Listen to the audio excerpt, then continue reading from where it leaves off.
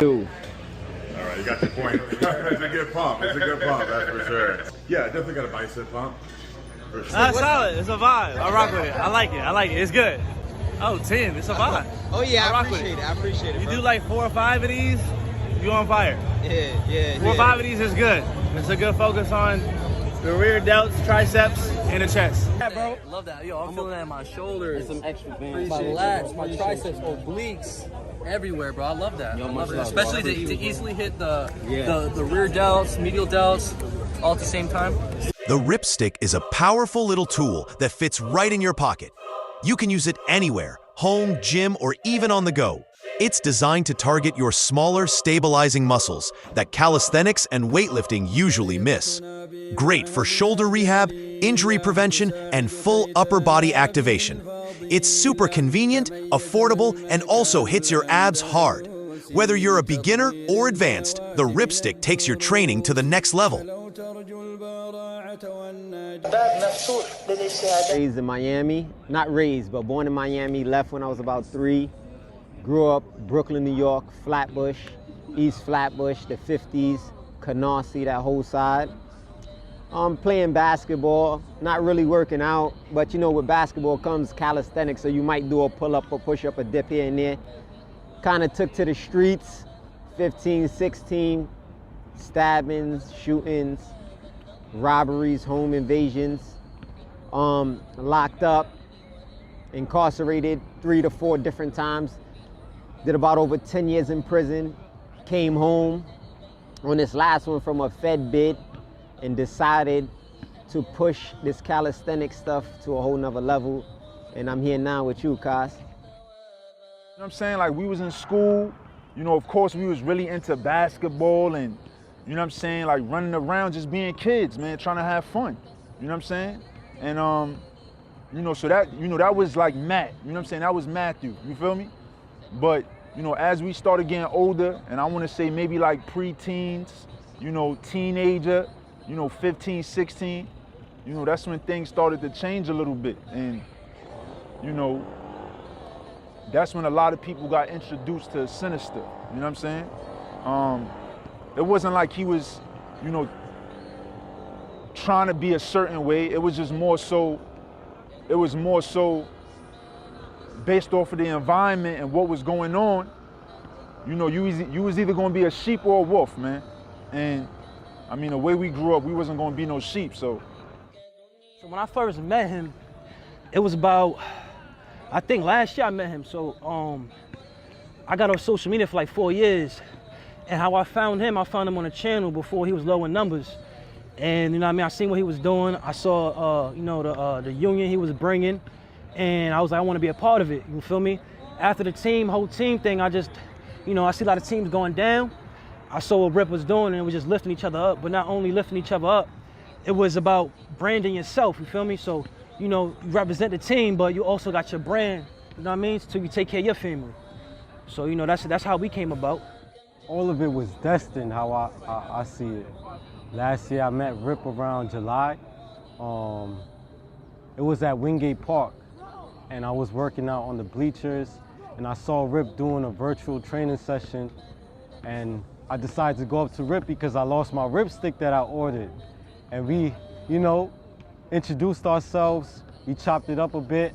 I bought another Ripstick off of him, and after that, I was just working with the Ripstick on the bleachers and having the community work with it. And it's funny because a lady at the park, she said, you know, you should really market the Ripstick because you know how to, you know, demonstrate it correctly, and you know. And after that, 2 weeks later, I ended up meeting Rip again, but I was doing a Uber Eats delivery, and I was coming back from East New York, and I'll always go into Lincoln Terrace, you know, to do simple 10 pull-ups, 10 sets of 10 pull-ups. And I saw Rip, he saw me, and it was history, you know. That's when I joined Team Rip right here at this park, Lincoln Terrace. So I believe for me as a youngster, and somebody told me this, it was my boy Smooth, he was unable to make it today, but he said that he noticed that the same thing, like people flock to me, and I don't know, charismatic. I'm just like a people's person, very social, even in the prisons I went to. Certain people I have don't like me, that's normal. You can't have everybody to like you, but for the majority, they would say, yo, this dude is cool. I would, you know, make people laugh. We would build, and I usually, you know, just I don't know, it was like natural for me. Maybe from my pops, from my moms. I'm not sure where I got it from, but also I was in sales, so I'm just like a natural people person, and I believe in unity, man. Like, the divide and conquer stuff is not my style. I like to be together. I like to roll in cliques. That's what we do in Brooklyn. I like to be thick, you know. I like the brotherly love, you know what I'm saying? Because at the end of the day, it's not about glorifying any negativity. You understand what I'm saying? So the person that he is today, you know, Islam, it overshadows it, man. It's positive. I mean, if you look at what he's doing, man, it's inspirational. You know what I'm saying? He's giving back to the youth. He's putting people in positions to win, man, and that's what it's about. I mean, you know, he started doing this calisthenics and going through this whole calisthenics journey.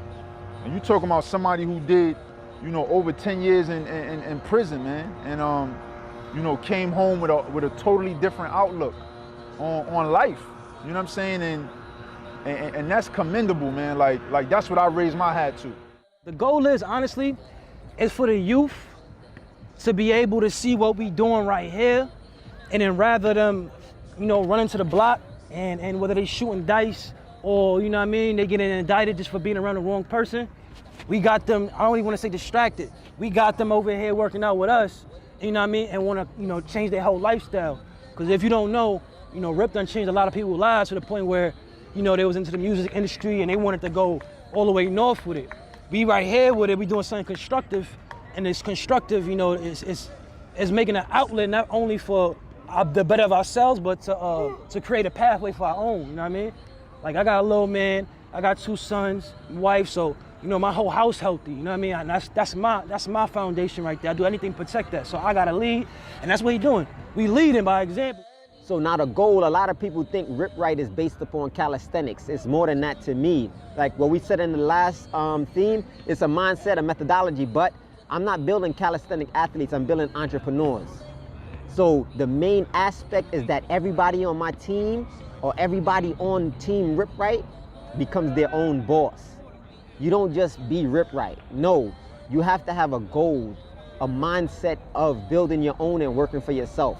That's one of the main goals for how I'm touching a lot of people. You got Cam, just got his own brand. POV Josh, just got his own brand. Velocity, got his own brand. You got Twilight, got his own brand. So that's what it's all about, that every individual becomes a person that, you know, other people could also look up to, and they can also help and train them to be entrepreneurs as well. I used to work out by myself. I never really used to work out with a community, and now it's not just myself, it's my teammates, and it's the whole community.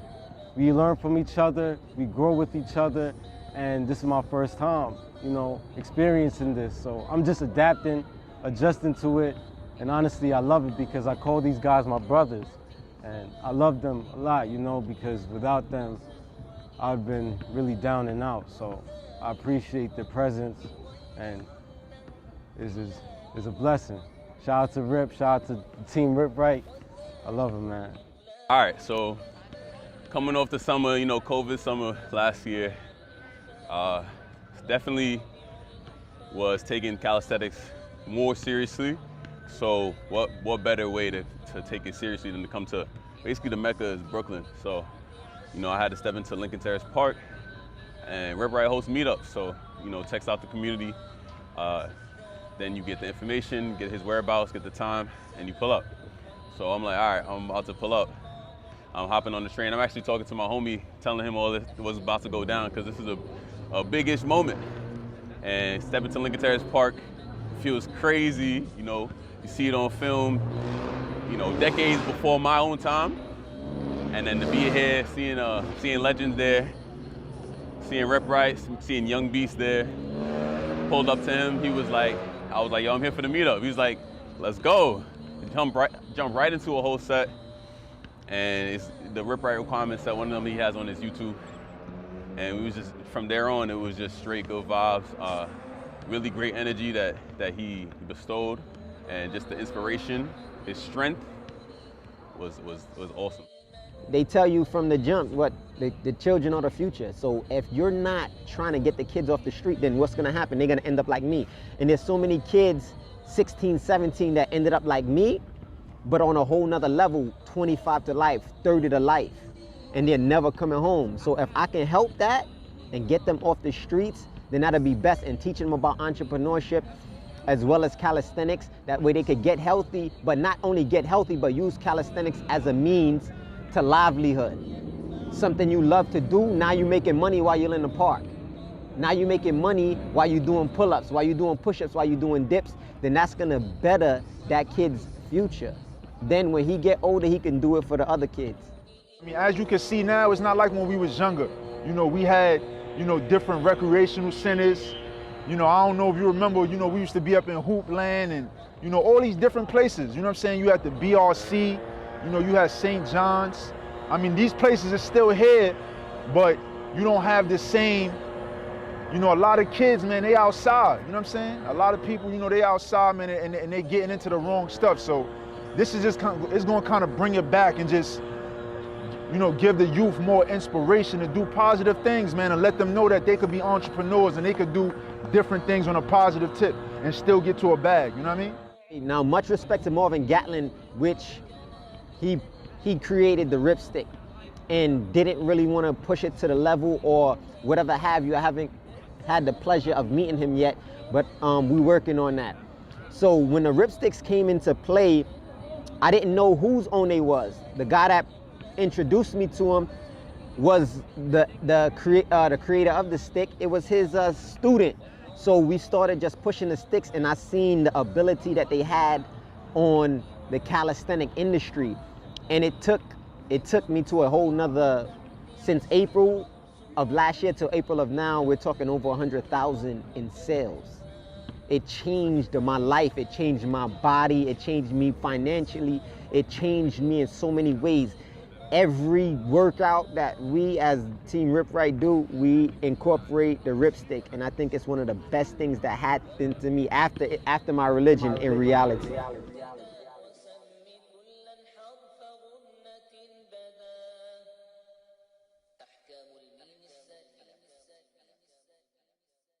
Don't be quick to judge, because when you see a person in them first stages, you never know who that person is going to be later on in life. End of the day come, he hit me off with my cigarettes. After that, I go back to the housing unit, eating pork grinds, beating dudes up, running a house. Same old program. مفتوح للاجتهادات التقريب هذا حد العالم هذا طالب هذا راسخ والى اخره. Assalamu alaikum wa rahmatullahi ta'ala wa barakatuh to all the Rip Hadith disciples, YouTubers and viewers. Welcome back to a new video on Rip Right HD. And today I'll be telling you a very, very special story. It was my coming to Islam, becoming a Muslim, and actually I was incarcerated at the time. So let me give you a little explanation on exactly what happened.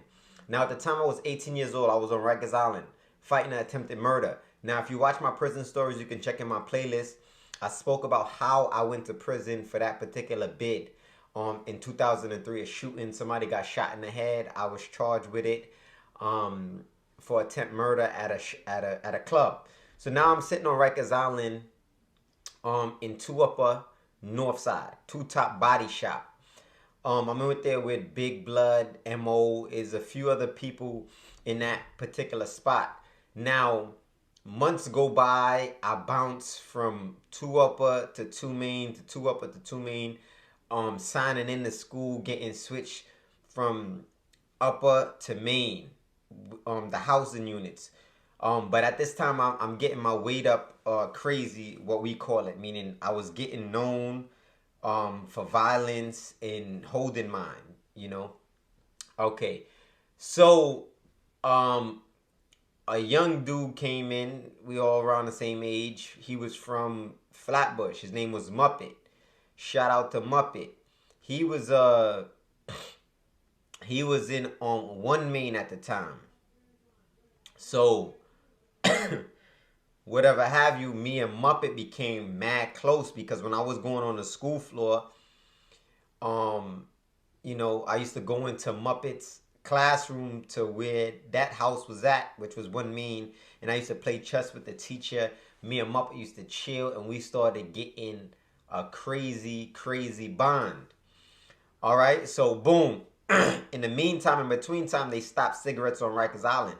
At one time, the adults used to be able to buy cigarettes. We used to get the cigarettes from the adults. Then they stopped cigarettes in general. So the police officers started to bring in cigarettes.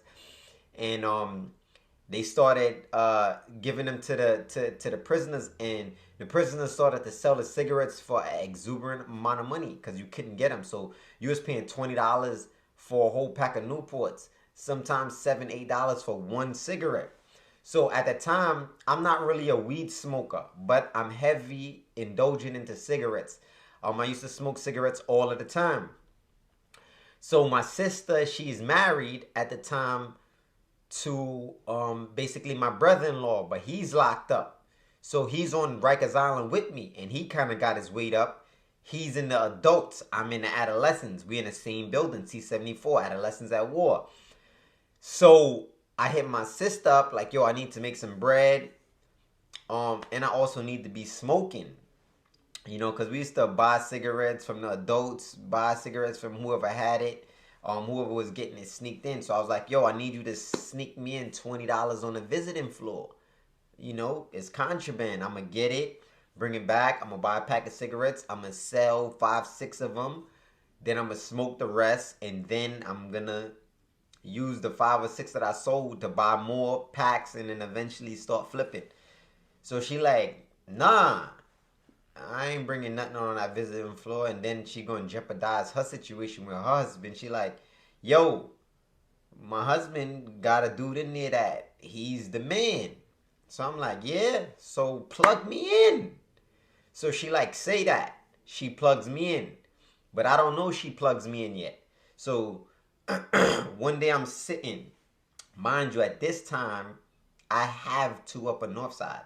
2 Top Body Shop is my house. I'm running it with another cat in there from Queens. He was Crip named SP.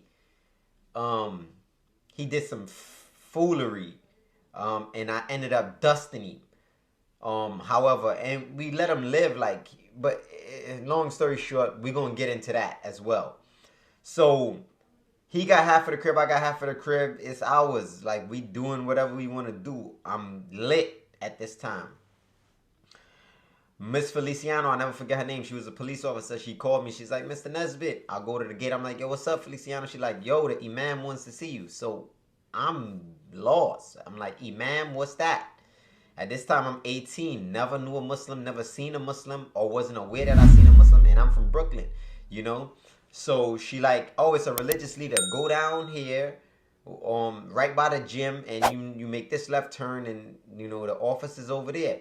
So, mind you, the gym, I used to be able to go to the gym a lot because we used to play basketball with the police officers, Smalls and them, and it was a dope little setup. So I had no idea they had a mosque and all of that stuff. All I knew about was that the church that was there. So when I went down there, I seen a dude with one of these on, Kufi. To ask me how I don't know what's a Kufi in 2003. And I'm 18 years old. I'm lost. I was lost. You know me, I come down there, I see a dude, Kufi, I see a chain, a law chain, silver joint. And he like, yo, you Keisha brother? Blah, blah, blah. I'm like, yeah. So he like, yo, come with me. We went into the imam's office. So now this guy, his name was Muhammad. He like, yo, my name Muhammad. I'm your sister's husband's homeboy. You know what I'm saying? I got you. He brought me into the imam's office, which is the outside religious leader. They asked me, oh, you need anything? They had a big locker full of like clothes and things like that. But like I told you, my weight is up. I'm running my housing unit. I'm like, I'm good. They're like, oh, you need a call? I'm like, yeah, let me call my sister. So I hit 9 and I dialed the number and it went straight to her. And I was like, yeah, I met up with Muhammad, you know, and she was like, all right, good, cool, blah, blah, blah. So long story short, you know, the outside imam don't know what Muhammad got going on. But Muhammad is the inside, basically, imam, the prisoner. So Muhammad tell me like, yo, listen, bro, come down here Monday, Tuesday, Wednesday, and Fridays at 1 o'clock. I'm like, he like, and I'm going to hit your hand. Okay? So I'm like, say that. So I comes down there. You know what I got? I got the braids going on. I got the gold teeth. They was calling me Cash Money. I got the 6 at the top, 6 at the bottom. I'm coming down there with the all NBA jeans on, you know, with all of the NBA logos on it, NBA jersey. We fly G units on. That's what we had it all when we was on Rikers Island as adolescents. If somebody came in with something I wanted it, but I never used to be on it like that. But basically people going home, it's just like recycle. You just getting new stuff. So boom, I'm coming down there on straight hood time. So when I come in the first day, I go into the mosque, but I see people in there deep. I mean, this was a regular Monday. I never seen it like that except for at that time when I had accepted Islam. It was people every single way. It was almost like it was Jumu'ah. I seen brothers praying, head on the floor, and I couldn't understand. I was like, yo, what's going on in this gym? They got like a little secret society popping off. So, he like, yo, sit right here in the back. I sit in the back. They pray. They have classes. And I'm just waiting. At the end of everything, he go up in his sock, pull out mad cigarettes, hit me off. Boom. Come back the next day, Tuesday. Come back Wednesday. You know what I'm saying? Come back for Jumu'ah on Friday. All of this is going on the whole time. But he's luring me in to be Muslim using cigarettes. I have no intention of accepting Islam. I'm coming down there for the smoke. So, boom. He started telling people, yo, this is my nephew. So everybody know me now in the jail that know him as Muhammad's nephew. So I'm coming back to the house. I'm hitting people off. We selling cigarettes. We lit now. So I'm like, yeah, I got to connect. It's on, and I'm getting my joints for free, so I could smoke all day and sell whatever I wanted to sell. So I'm hype as an 18-year-old in prison. It's the best time of my life. You know what I'm saying? I'm on whole foolery time. So he starts to press me now. Yo, why don't you turn Muslim? I'm like, nah, I don't really know what that's about. He like, nah, it's gonna be alright. I'm like, he like, you're gonna have to learn this, but you'll figure all that out later. All you gotta do is do like this, say Ashhadu an la ilaha illallah wa ashhadu anna Muhammadan Rasulullah. And he's constantly like on my line, on my back. So we're having these conversations. I'm still deeply rooted. I'm talking about into no good. And we had like a serious conversation, and wallahi, till this day, I don't remember if I told him yes or no. I really think he just sprung it on me. Like he really sprung it on me, like set me up. And we know that the person who accepts Islam, if he does with the proper intention, then he's like, as a brand new baby, he has no sins. That wasn't the case for me, and Allahu a'lam wa a'la. Allah knows best. Because I was duped. So I come to one of the classes. I'm chilling. I'm in the back. I used to fall asleep. He used to wake me up at the end. All kind of stuff used to go on. So I'm in the back. And he's up in the front talking. And everybody is facing him. And he's facing the crowd. So I'm in the back sitting in the seat. With the brothers that used to pray, sitting down. And the guests and whatever. So this is a regular day of class, Monday, Tuesday, or Wednesday. And then all I hear is my nephew wants to take Shahada. I don't know what Shahada is, but I know it's to turn Muslim. Because the whole crowd, And when I tell you, used to be deep in this little masajid, this little musalla in prison, it used to be deep. Now that I think about it, that was amazing, because I've never seen so many brothers come to class like that on a class day. And, you know, they was coming like it was Jumu'ah. So everybody like boom, boom, boom. So now I'm sweating, you know, coming down the Bills Act. So, you know, I don't know what to do. Everybody looking at me, I'm on the spot. So he says, nephew, come up here. So I go up there. He's like, yo, sit right in front of me. So I'm sitting basically in front of him, almost like knee to knee. And he just laid it on me right then and there. And I ain't say no. I didn't reject it. He said, stick your finger out. I stuck my finger out. He said, repeat after me. Ashhadu an la ilaha illallah wa ashhadu anna Muhammadan Rasulullah. Takbir, everybody screaming, Allahu Akbar, Allahu Akbar, Allahu Akbar, Allahu Akbar. Brothers is coming up, they hugging me. Assalamu alaikum wa rahmatullahi wa barakatuh.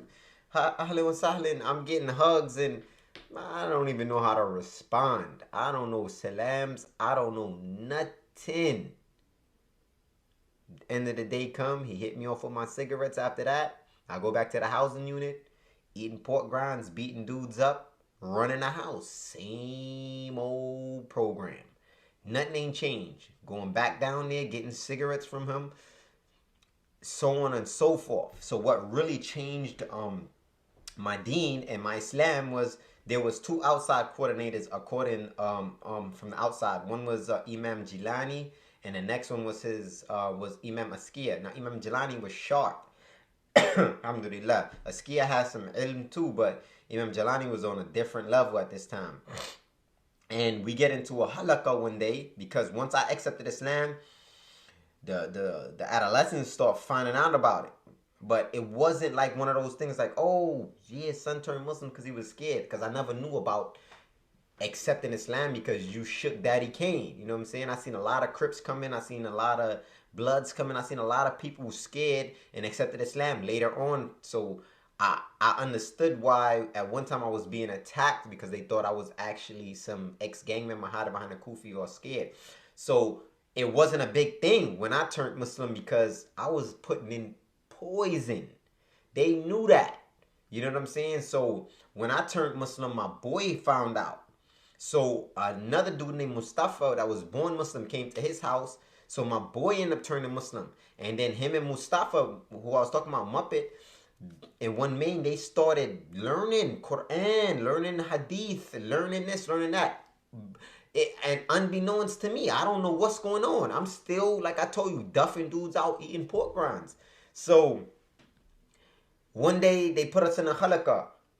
And Imam Jalani like, yo, no, it's time. Everybody here should know Al-Fatiha, kada wa kada wa kada. I don't know what that is. I'm chilling. So that's the opening of the Quran. The first surah you should learn. You know what I'm saying? So I'm like, all right. They going around in a circle. Alhamdulillahi Rabbil Alameen Ar-Rahman Ar-Rahim Maliki Yawmiddin. Everybody, boom, boom, boom, boom. Some people fumbling, some people know it, some people don't know it. Yo, they come to me. I don't know it.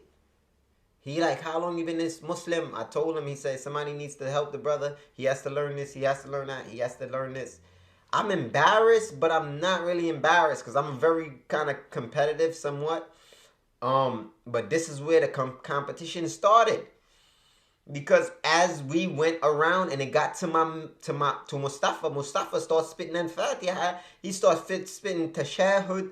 Then it went to my man. Him just turned Muslim. Him start spitting Al-Fatiha, Tashahud. So I'm like, Niznagi. Nah, you ain't about to do me in like that. I'm on one now. Pause. So I, you know, I get what I need to get. Go to Muhammad. Yo, listen, what's this? What's this? Give me that. Give me this book. Give me this book. What I got to learn here? And I just started to learn. Still at this time, not praying on my own. I'm not doing no salawat, no nothing. I'm just learning Al-Fatiha, Tashahud, the Prophet's prayer. And then, alhamdulillah, I got better. And then when I went to the adults, I met a brother from Flatbush, Abdul Shakur, Hafidhullah Ta'ala, may Allah preserve him, and have mercy on him. And he taught me my first surah, and he made me start to pray my prayers on the housing unit. And we was together for a little while, and then once I started to pray, it was over. And then Jumu'ah, and start to learn about the jinn, and start to learn about certain different things, because Imam Jalani was giving it up in these Jumu'ahs, and I started to have a sense of spirituality, and the deen overcame me. I mean, so sometimes people want to judge, oh, he did this for that. It maybe. And at the time, he maybe wasn't sincere, but I know, because I wasn't. And alhamdulillah, Allah chose me as a Muslim. And it was the most beautifulest thing in my life that changed me. If I would have went in and came out a non-Muslim, it would have been problems. And Allah knows best. If I didn't learn proper self-restraint, discipline, and other things that basically molded me into the man I am today, it would have been a problem, because whatever I do, for the most part, I do 100%. You can see with Rip Right, Team Rip Right, with our squad, what we do, how I upload content, how I package and ship ripsticks, just the business aspect. Whatever I do it to 110%. So once I got into the religion, it was like, it was over after that. And Allah, alhamdulillah, blessed me. And now you see a Muslim before you. And Allah knows if I'm sincere or not. But at that time, I know without a doubt that I didn't accept Islam because I was interested or I wanted to be a Muslim. I accepted it because he put me on the spot and he was giving me cigarettes. So something that was haram, illegal in the religion, he used to bring me into the Islam. And now I am who I am today. Was it correct? No. The ends don't justify the means, but it happened. And may Allah have mercy on him and accept our good deeds. Jazakumullahu khair, man. I hope that story benefited somebody. Don't be quick to judge, because when you see a person in them first stages, you never know who that person is going to be later on in life. Stay tuned. Stay ripped. Six pack, big back, big facts.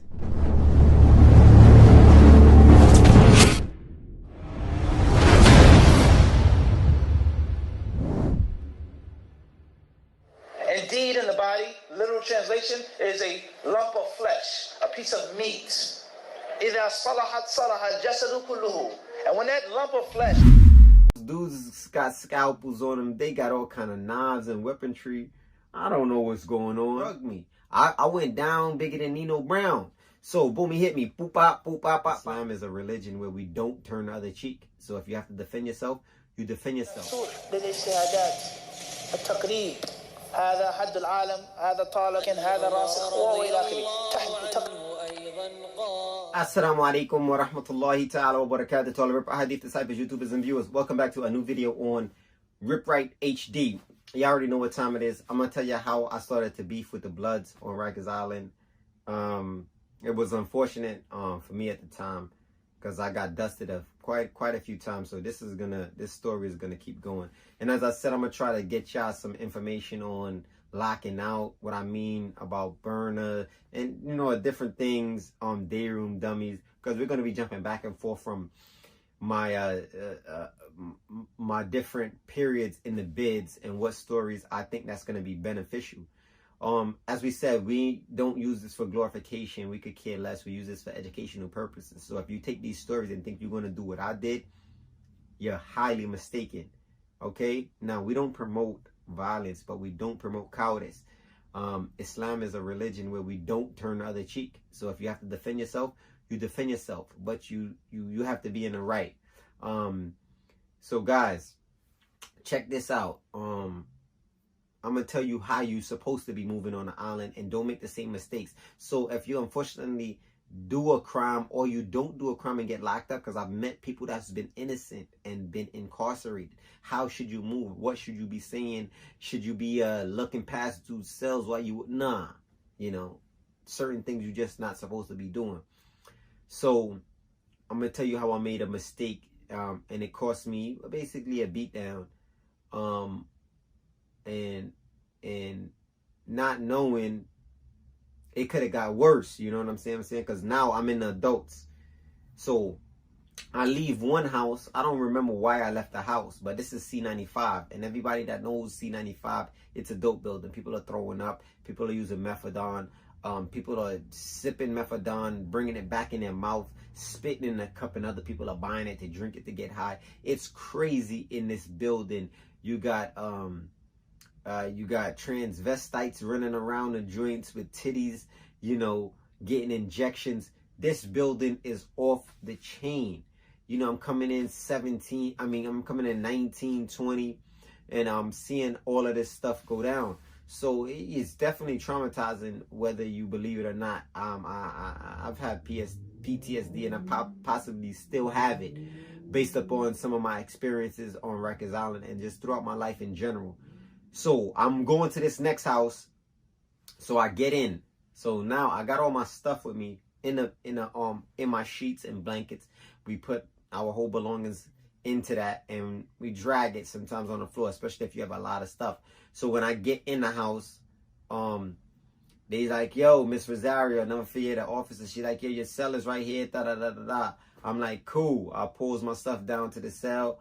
I grabs the blanket, lifts it up, put it on the bed. At this time, it's like 4 and some change, so it's time to eat. It's time to eat dinner. So I'm like, yo, cool. We was having beef patties. You know, you get 2 beef patties. I'm like, oh, I'm about to crush these beef patties. Now, in C95 at the time, you know, it's no mess hall, so all of the food is coming to the housing unit. So on a block is roughly 30, 32, 33 people, yeah, if I'm not mistaken, because of how many cells is on the block. So the day room is kind of crowded. Now, it's no iron horses where I was at in C95, or benches, if I could remember. So, you know, there's mad chairs, but when I get there, all of the chairs are folded up. So they had this like little round tables, you know, they was either red or blue tables. So they got the food on the tables, they serving the food. So everybody waiting in line, because I had to drop all my stuff. I'm coming like a little late. So I get in line, boom, boom, boom, I get my tray, my food. So I'm looking, I'm starving, I'm ready to eat. I'm like, man, I gotta get a chair to sit down in so I could get my grub on. So there's no chairs. So I look over, I see a chair with like, it was like 3 chairs or 2 chairs. And it was like bread. So I walk over, I'm like, oh yeah, we lit. So I had put my food down. I grabs the chair and pull it off. You know what I'm saying? So as I pull the chair off, I see a skinny Spanish dude. He like, yo, listen, Rip, that's my chair. I'm like, yo, I know I'm about to eat, bro. Don't trip. You got 2. He like, yeah, I know, but that's my chair. So we facing, so now it's throwing me off. Like, that's your chair? Dude, you got 2 chairs. What are you talking about? So I'm like, yeah, bro, I'm gonna just eat real quick. He's like, yo, listen, bro, that's my chair. So now I'm in the house. Dudes got scalpels on them. They got all kind of knives and weaponry. I don't know what's going on. So I'm like, yo, dude, you bugging. So I go to turn with the chair in my hand. Before I can even turn, son put a 1-2 wide zig on the Costa Zoo. I don't know how many times boy hit me, right? Because I was drunk. He drugged me. I went down bigger than Nino Brown. So boom, he hit me. Boop, pop, boop, pop, pop, pop. I don't know how many times he got me. Slim, skinny. You know what I'm saying? Put the 1-2 on me. So I go down. So I don't know what's going on at this time because I'm all drugged up. I'm blurry, but I see people, you know, I see people over me like, oh, little commotion, boom, boom, boom, boom, boom. Then I kind of came to, Boom, got up. My drink leaking. So I grab my shirt, wipe it off. Police grabs him. Miss Rosario grabbed him, put him in between the gate. So I'm like, all right, cool. So she like, yo, you gotta go. You gotta leave. I'm like, well, I gotta leave. She like, yo, you gotta go. Get your stuff. I'm like, yo, matter of fact, I'm hungry. Let me eat. So I go walk over, the day room, everybody looking at me crazy, seeing what's the 1-2. I grab my tray. I walk over. I'm about to stand up in the back and eat. Somebody slide me a chair. I sit down. I start eating my beef patties, bro. He in between the A and B gate, whatever. So I finish eating. So I'm getting ready to roll now. So now I got to get up out the day room, go this way, and then go all the way back this way to go to my cell to get my stuff. He's in between the gates this way. So it's either I make this go to get my stuff or I make this turn and get with him. So the gate is open about this much. I'm skinny at the time, so I'm able to get in there. You understand what I'm saying? And 1-2 him. So when I come out, so I come this way, turn. So either I'm going to go this way to him or that way. When I turn to him. I'm like, yeah, what's up? So I'm trying to get between the gate to get in there so we can rip. You feel what I'm saying? So he on the gate and won't let me come through the gate. He like, yeah. I'm like, yo, back up so I could come through the gate. So all I hear, you know how it sounds when the chairs are sliding? So when I turned, the whole day room stood up. So the boy that was serving the food, I see him holding the spoon for the what we had. I forgot the name of that vegetable, string peas or whatever it is, son. And these spoons, bruh, I served food on the island. Yo, these spoons was heavy, man. It was a little cup drain. It was almost like you could pick up soup in it. Some of them had holes in the bottom, so it was actually like a cup on a spoon. You know what I mean? But not that deep. So he holding that. I find out later his name was Ghost. You know what I'm saying? They had another dude in there, big blood dude. Then they had Fabulous, another blood dude. It was a few of them. I didn't know their weight was up or whatever. So when I seen the whole day room jump up, like, yeah, you don't want to do that, boy. I'm like, copy. You know what I'm saying? I had two decisions. Either get through that gate as fast as I could, rumble with him, they come through, dust me something nasty, or pack my stuff and leave. If they tell you that, yo, you ain't no gangster, if you don't go all the way out, all of this, let me tell you something. A gangster thinks. You understand what I'm saying? You don't just take 2-3 losses in one day. I already took one. I was out for the count. I can't go ahead and allow a whole house to smash me out and to say, yeah, I did that. Yeah, you're going to lose. So me being me, and at that time I consider myself a gangster. I don't care what nobody said, but I wasn't stupid. You understand what I'm saying? There's always, if a gangster told you that he got with everybody and at every right time, there's always a place and a time. So I'm going to tell you that for a quote unquote, a gangster too. So when I seen that, I'm like, okay. I start walking. Fabulous and these dudes in the hallway. I see them. So boom, I walk past them. No trip. I see boy taking off his glasses, putting it in his pocket. I go in my cell. They grip the dude that was out there, push him on the next side. I drags my bags and I leaves the crib. Now when I leave the crib, I go to another crib. But this is the kicker. I'm in that crib for quite some time, but I used to go to the visiting floor and used to wait on a dude that knocked me down. His name was Uap, blood dude, Spanish. I used to be in there with the ice pick waiting on him. He don't even know this to this day. So I was going to try to kill him. You understand what I'm saying? So never seen him ever again after that. But when I was in that new house, this is the twist to the story. And I'm going to let y'all know exactly how I got get back in that, what exactly happened that day and why I was seeing so many people when I was on the floor. So the next one is going to give you the whole explanation on this long saga, because this is where the can of worms opened, and it was me against the Bloods. It wasn't the Muslims against the Bloods, because in that building, most of the Muslims, unfortunately, they were on dope. They was doing a whole, it was bad.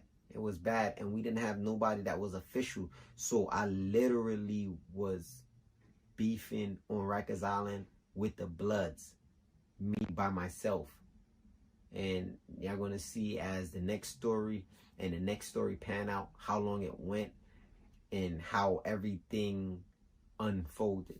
Stay tuned, stay ripped, 6-pack, big back.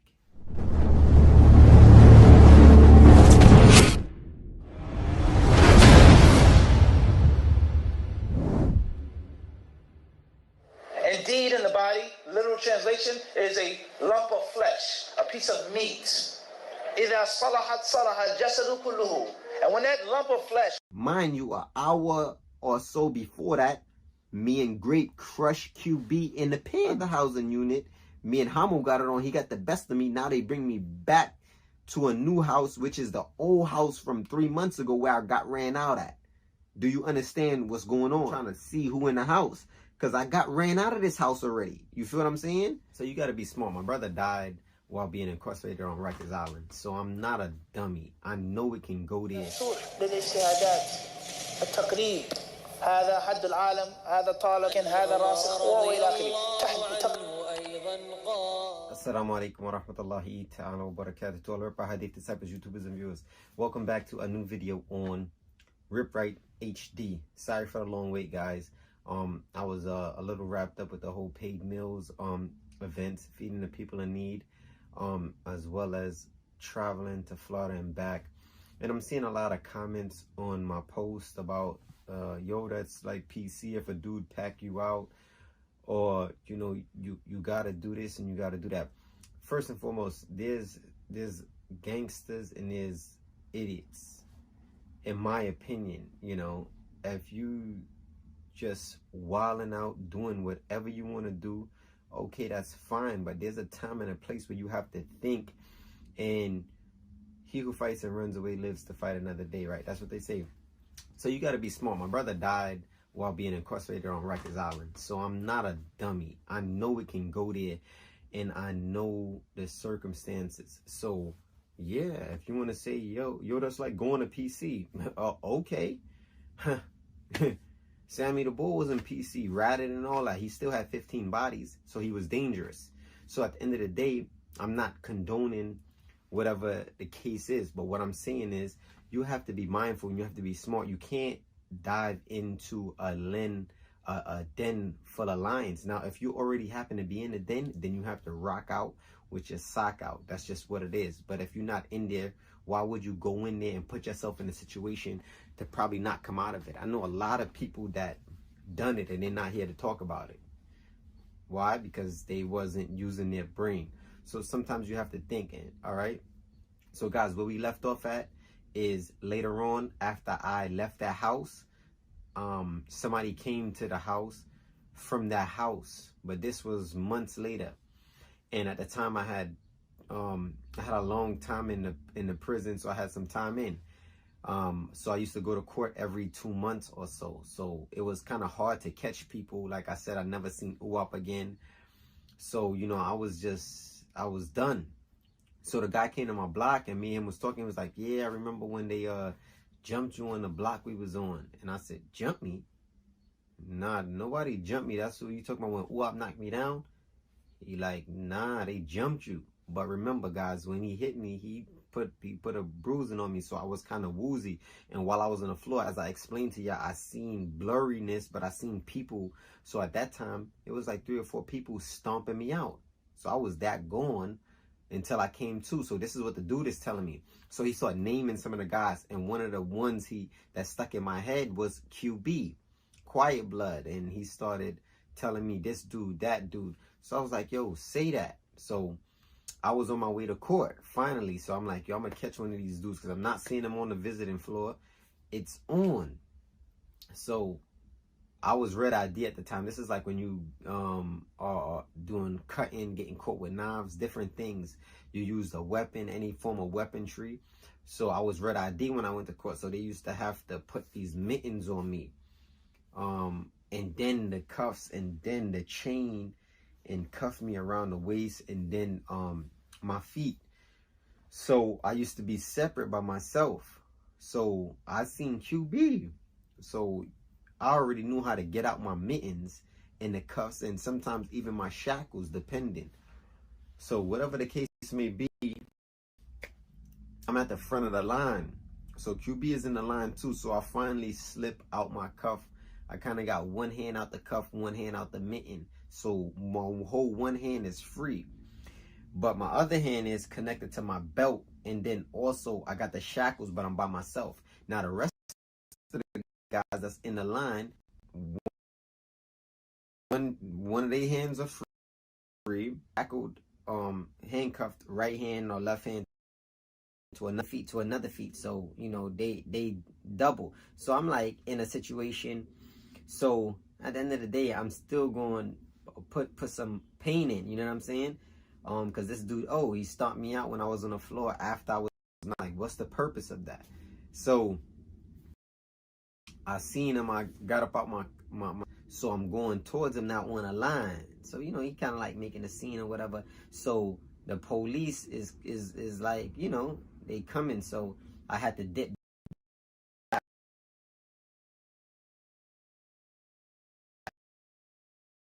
Don't call me for the protest. Don't call me for the protest. Don't call me for the protest. Don't call me for the protest. Call me for the war. The whole situation, he's like, yo, Cash, what's good?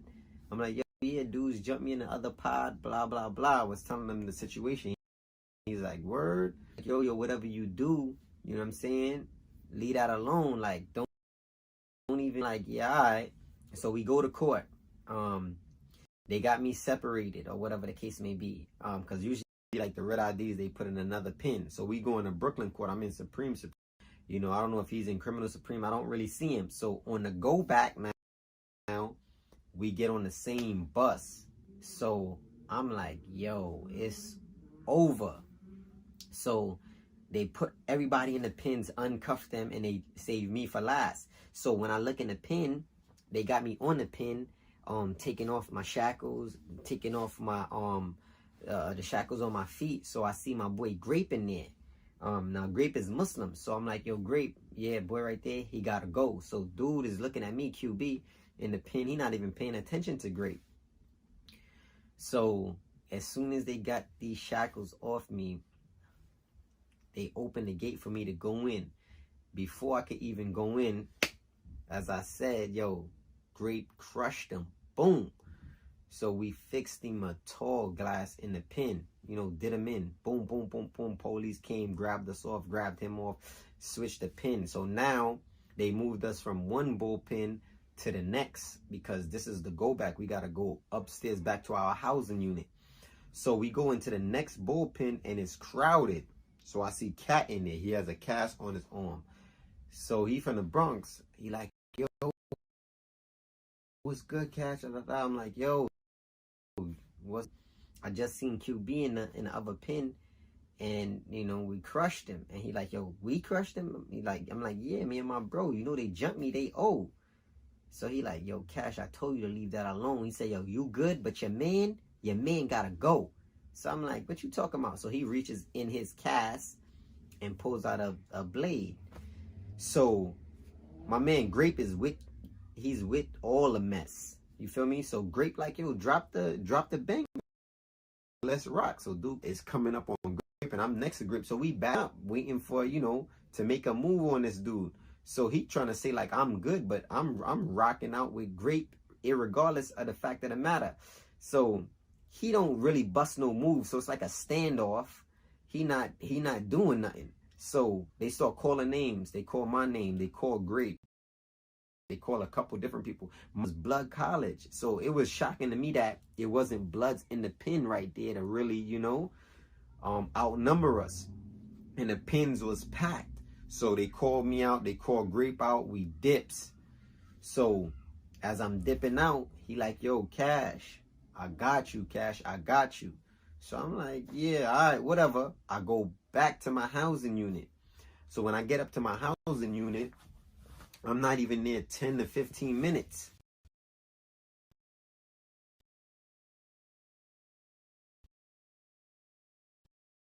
Don't call me for the protest. Don't call me for the protest. Don't call me for the protest. Don't call me for the protest. Call me for the war. I like that. And it's only house. So he come to me like, yo, you violated the homie. And I'm like, who? I'm like, yo, he jumped. He violated me.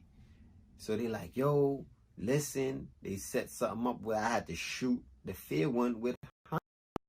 Mind you, Homicide is a dude I know for about almost 2-3 years now, going, because I was on the island for like 3 years. This time me and Homicide is cooking, we eating together peanut butter and jelly sandwiches. You know it, you know what I'm saying? It's like 7-Up. We back in pre-K with it. Like, this is my man. So I'm not tripping like, nah, Homo ain't going. But you got to understand, when you in that code, you got to roll with the roll. It's like when Big Puppet killed Little Puppet.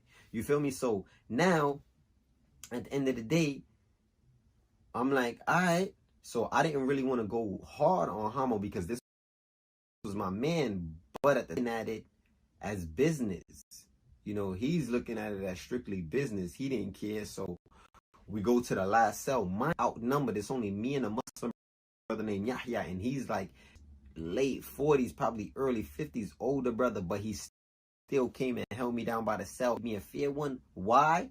I don't know. I still don't know to this day why. And them dudes got hammers and all kind of stuff, mind you. So we go to the back of the cell. So we square up, boom.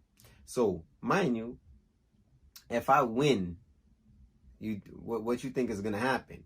It's not gonna end like that. You feel what I'm saying? But still, I was still trying to get it in. You definitely gonna let no dude beat on me. I don't care if we was eating together or not. If you willing to work, so we gonna work. So we started rumbling, boom, boom, boom. He got the best of me. So they like, yo, you gotta roll. All right, like what people say, oh, they packed you out. You went to peak. No, I ain't house. They packed me out. All right, dudes, we got it on. I didn't win. It's time to leave. If not, they gonna do whatever they gonna do to me. So I got out of there. I'm not no idiot. But let me tell you what happened. It struck a major nerve. So, because this was my man, Homicide. So I get my stuff together. I'm leaving. I'm leaving the crib. Too many high classification houses that I could go to that I haven't really been through. I've been bouncing from high classification houses. There's maybe like 3 or 4 of them in the building, and I've been to all of them already. So I'm pulling my stuff, going, and I walk past him. Dude kicked me in the back, son. So, and like I said, it's mad blood standing up there. So that joke struck a nerve, and I never forget it, man. This dude put his feet on me. Like, at the end of the day, we shake. You did what you had to do. You was my man. We was in together. So that kind of showed me that he really, deep down inside, he had something against me. Like, you know, or he was just trying to gain points. I don't know what the situation was.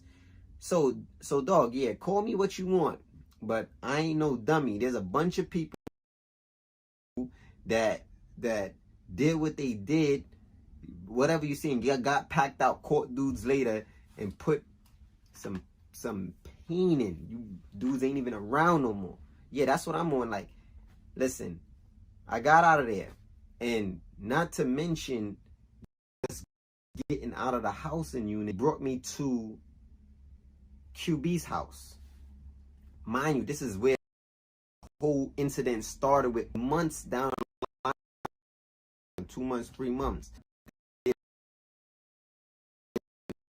now that the other bloods is not there, now it's a whole bunch of new bloods there. Muslim brothers in the house. But I'm not looking for no help. I'm what I have to do. So when I get there, as soon as I come up, I'm trying to see who in the house. Because I got ran out of this house already. You feel what I'm saying? So, boom. I'm looking, I see QB. Nah, QB on the gate. So, I ain't no dummy. So, I'm like, so I see the Muslim brother. I'm like, yo, what's going on in there? Pop, pop, pop, pop. We talking. I'm like, yo, I ain't coming in. It's a wrap. Yo, I got an issue. Pop, pop, pop, pop. So, me and him, like, piling, and I'm telling him what's the spill. He ain't got no hammer. Ain't nothing going on with him. So, I'm about to go in the lion's den again. Nizar, mind you, an hour or so before that, me and Grape crushed QB in the pins. Then I went to my other housing unit. Me and Hamo got it on. He got the best of me. Now they bring me back to a new house, which is the old house from 3 months ago where I got ran out at. What's going on? So a blood pull up to the gate named KB. I guess he hearing what's going on. Me and he like, yo, come in. You good? So I'm like, yo, who you, boy? He like, yo, my name KB, King Blood. So I'm like, I'm from the Star. So we was talking a little bit, but I'm feeling the, smile up in your face. Like the drama is dead, all of that plot. Yeah, I'm thinking that's how it's going. So here, they gonna end up, flipping me. I'm gonna end up having to leave, going to another house. They're gonna send the kite. It's a never-ending saga, because I'm not going to PC. So I'm getting ran out of four houses back to back. Nah, we're not doing that. So I'm like, yo, yeah, nah, I'm good. He like, yo, boy, I'm telling you, I'm a man. You got my word. You come in this crib, you good. I went in, but I'm on point. QB is in there. I got issues with him. Pretty Ma'aruf is well known. Some people say, yo, you stupid for even going in. I thought that too once I went in. You know what I'm saying? So I went in, I get by my cell. He talking to me, boom, boom, boom, boom, we piling. QB come up like, yo, it's over. I did what I did to you. You and Hamo got it on.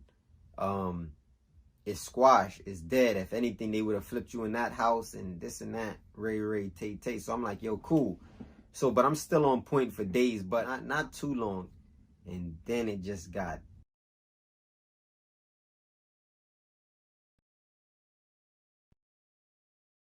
Don't call me for the protest. Don't call me for the protest. Don't call me for the protest. Don't call me for the protest. Call me for the war. After that.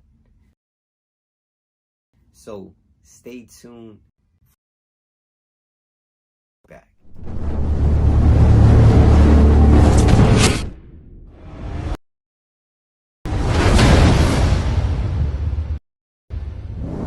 Indeed, in the body, literal translation is a lump of flesh, a piece of meat.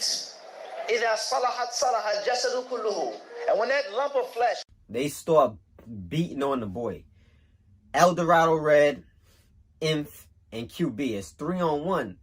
But they working, but they not working around. All you get, it was weird.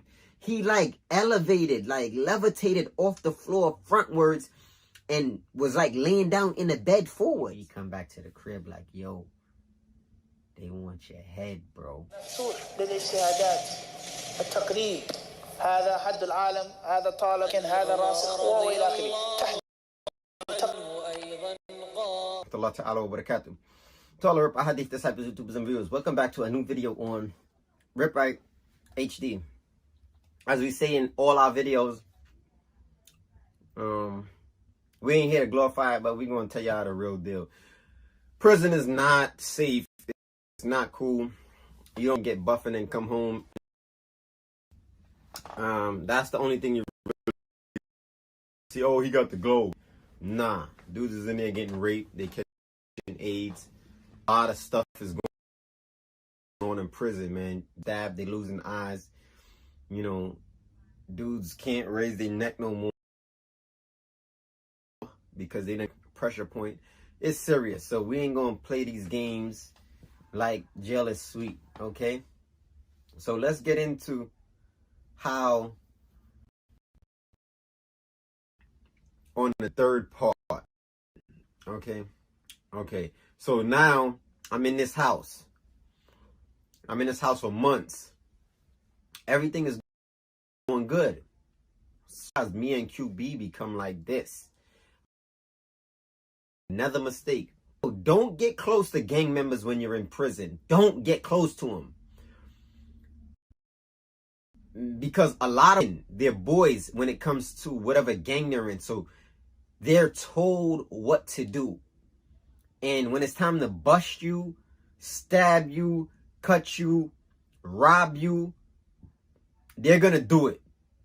And they'll probably do it even if they knew you from the street, because a lot of these dudes be cowards. They're not going to stand up for what's right. They're going to stand up for, you know what I'm saying? And that's just the bottom line. And I'm talking to a non-Muslim and we cool and we eat, and a Muslim say, yo, you got to do. I'm not doing that. What are you talking? A Muslim wouldn't dare come and tell me that. Yeah, because you have to hurt him because. Nah, we not doing that. That's not no code. That's not gangster. That's not what's up. You're forced in. That's cool with another person to do something. Now it's a little different if you like, yo, bro, they gonna get you. And I can't really get involved because I'm in the middle. So I'm gonna step out. I can't hold you down. Won't help. That's a little different. These dudes ain't doing. They putting in the work on you. And some people may say, oh, that's official. That's not official. And then the work on your man and you don't really want to do it. What's official is if you like, nah, all right, or I'm going to ride out with him. But, you know, your allegiance is with whatever gang you with, and that's just what it is. And a lot of them dudes be mad scared. So me and QB get mad close. Find out he from Flatbush. Find out his OG is Wild Winner. A female that my sister knew for years. So bonding, you know what I'm saying? KB got the house on lock. We chilling, the police in line. Everything is solidified. I finally get a hold of another ice pick. This one was like a copper one. We saw finding it in the ceiling down in the gym. So I was picking those up at like every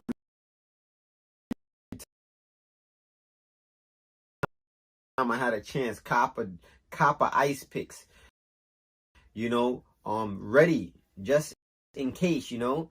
So, you know, bringing it to the and just doing exactly what I do. So one day somebody come on the gate, we look, it's homicide. He got his bags and everything. So I'm like, I tell one of the Muslim brothers that's there with me, Hamza, because it's only me and him at the time. The other Muslim brother named Light, he was there, but he you know, he didn't get involved when it got dark. He was the same one that was in the shower. So I'm like, yeah, you know, I had an issue with boy months ago, but I really want to get son. But you know, the situation. He like, yeah, just be patient, huh? So I'm just chilling. Homicide come in. The first thing he do is gather the blood. Woo, woo, woo, woo, woo. They go to the back. You know, I'm just watching them now. I'm on the tier. They having a little meeting. I guess he's telling them the 1-2. And, you know, after they done, KB comes to me like, yo, yeah, boy is a dub. Like, ain't nothing going on. Yo, listen, stay away from son. He gonna stay away from you. And we gonna leave it like that. So I'm like, say that. But you know me, in my mind, I'm just waiting for the opportunity to catch this dude out there. So we had a gay officer that used to come through and run that side of the building. This dude was deviant. When I say deviant, I can't really say, because these was just, the stories was horrendous and it was widespread amongst the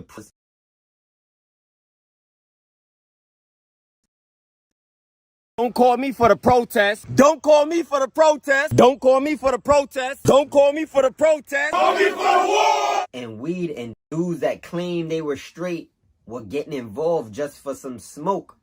So sometimes they said, you know, at night he'd come by your cell, have the flashlight in there and watch you like masturbate and then give you stuff, you know, like, oh, I need you to do this.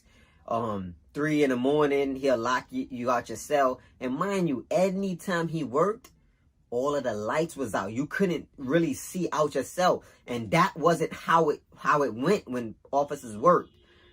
So, you know, dude's cells is open and they saying he got, it's crazy. I can't even get into the footage they was talking about that he had with some of these inmates, man. It was terrible. You know what I'm saying? So, lo and behold,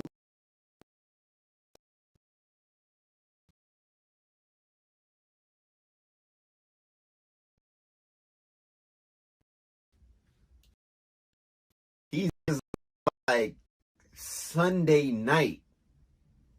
Monday, Tuesday was no visits. Visits started Wednesday, Thursday, Friday, Saturday, Sunday for those 5 days.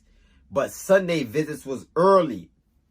So it's Sunday night. Boom. You know, lights out, regular thing. We got that dude working. Monday morning hit. Your boy Homicide is loaded. Mind you, Sunday night ain't no visits. Monday ain't no visits. Tuesday ain't no visits. But Homicide, however, has weed, cigarettes, you name it, he got it. So KB like, yo, what's good, boy? Like, where you get all that from? Oh, he made up some story. You know, because I wasn't really in a loop like that. I couldn't get involved. You know, but KB used to give me the spill every now and again on what was going on because that was the bro. So KB tell me like, yo, he out of here. I'm like, what you mean? They like, yo, he was messing with the police. Now in Islam, it's a little different. We can't really speculate. You can't say this dude had sex. Yeah, sorry guys. So Mama Love ran down on me asking me about my LA trip. So I'm gonna just pick up exactly where I left off. So I could get into it. So my fault, guys. Definitely gotta listen to Mama Love when they call. So now in Islam, we can't really speculate suspicion or some people, you know, 1 + 1, know that.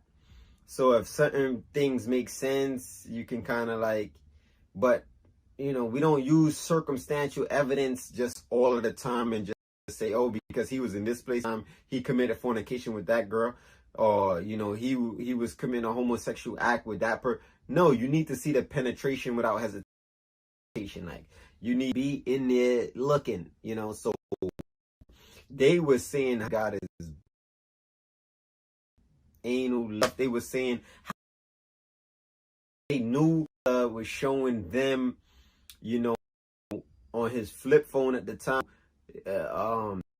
pictures, all kind of. So, you know, I'm like, yeah, he out of here, because I wanted him out of there anyway. I just was patiently waiting. So we got El Dorado Red, we got Infrared, we got QB, and Crib. Got a few other bloods in there, but they didn't really move a muscle on this one. So we chilling. They had a nice little unit, you know. So I'm waiting for the day it's gonna go down because I already know when it's gonna go down. So they saying Homicide had some homosexual acts with this officer just to get this weed and these cigarettes he had. So I'm like, ooh, let's go. He got a roll. So they like, yeah, say that. So now I'm not supposed to do anything, obviously, because I'm not blood. But I need to get my hands dirty because I feel like he deserves it, especially that kick in the back. I never forgot it. So I'm sitting down on a chair. He in the day room. They blow down on him. They start beating on the boy. Eldorado Red, Inf, and QB. It's 3-on-1. But they working, but they not working. You know, Eldorado Red trying to rob him. He got on these like patent leather Uptowns. He's trying to pull his sneakers off. Couldn't get them off. They dusting him, you know, punch.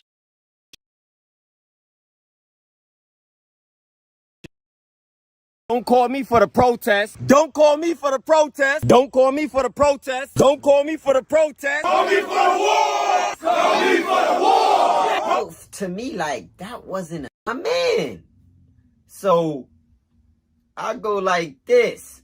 All right. After he's on the floor, police come grab Inf, Eldorado Red, and QB and like, get off him, get off him.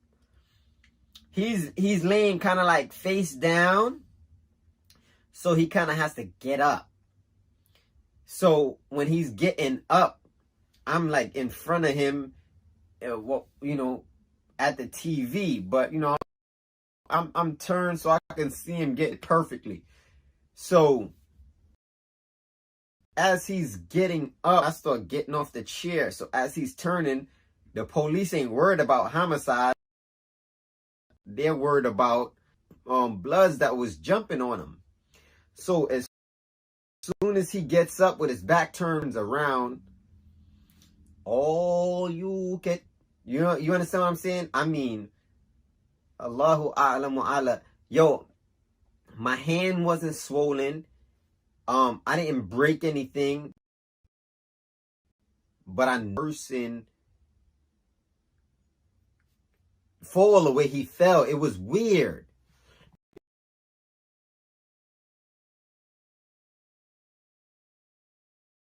Don't call me for the protest. Don't call me for the protest. Don't call me for the protest. Don't call me for the protest. Call me for the war.